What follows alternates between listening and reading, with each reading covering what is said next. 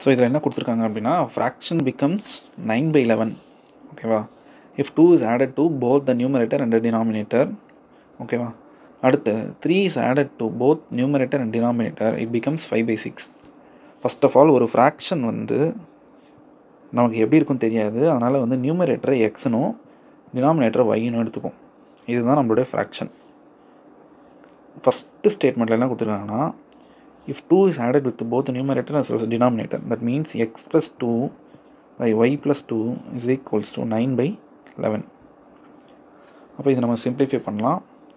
If we simplify this, we will be getting 11x plus 22 is equals to 9y plus 18. So from this 11x, so this will become minus 9y. Here it is negative 4. So இது வந்து ஒரு equation. ஓகேவா? இது first statement.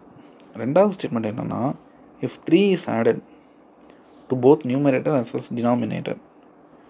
அப்போது numerator கூடயும் denominator கூடயும் 3 வந்து add பண்ணுறோம். அப்படி ஆட் பண்ணால் it will become 5/6.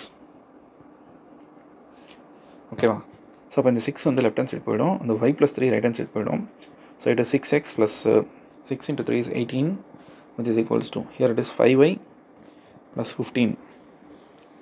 So from this 6x minus 5y is equals to minus 3. So இது நம்மளுடைய second equation. So first equation and second equation இருக்குது. அது ரெண்டுத்தையும் சிம்ப்ளிஃபை பண்ணும்போது will be getting X and Y. இது ஒரு எலிமினேஷன் மெத்தட். ஸோ எக்ஸும் ஒய்யும் கண்டுபிடிச்சி நம்ம ஃப்ராக்ஷனை ரீட்டைன் பண்ணிக்கலாம். சரிங்களா? ஸோ எலிமினேஷன் மெத்தட் யூஸ் பண்ணுங்கள். யூஸ் பண்ணி ஆன்சரை கமெண்ட்டில் லீவ் பண்ணுங்கள். தேங்க்யூ.